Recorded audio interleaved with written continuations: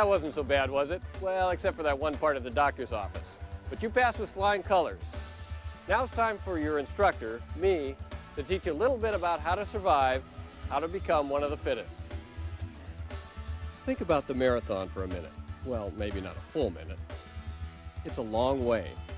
It requires you to keep moving your legs at a fairly quick rate. It drains your radiator and empties your fuel tank. It's mentally challenging. The key to survival, then, is to teach your body and your mind to handle these stresses. Prepare, and you will survive. The most important thing you can teach your body is the basic act of running, step after step, day after day.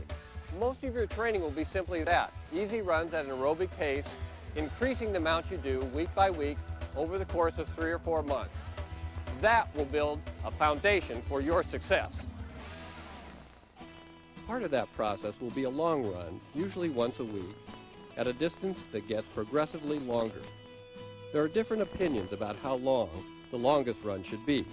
Most experts, though, encourage extending your weekly long run at about 1 additional mile per week until you're running the amount of time, not distance, but time, that it will take you to complete the marathon distance.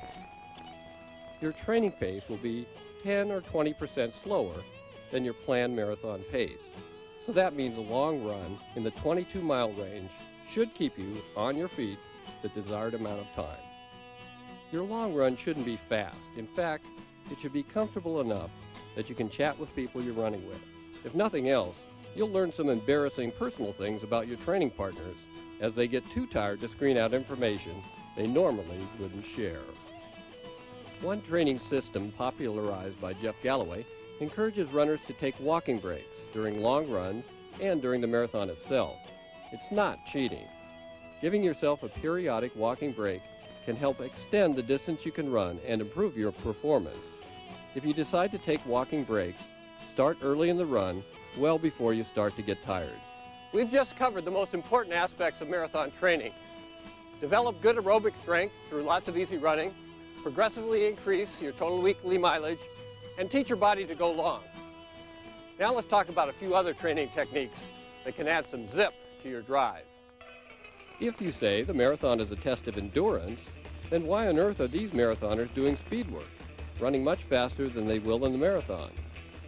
Well, many runners enjoy very gratifying marathons without ever breaking out of a steady running pace in training. But as I learned in the 1976 Olympic Marathon, occasionally training at faster than marathon pace makes marathon pace itself feel very comfortable. Periodic speed work can help you develop a quicker leg turnover, which can lead to a more comfortable marathon experience.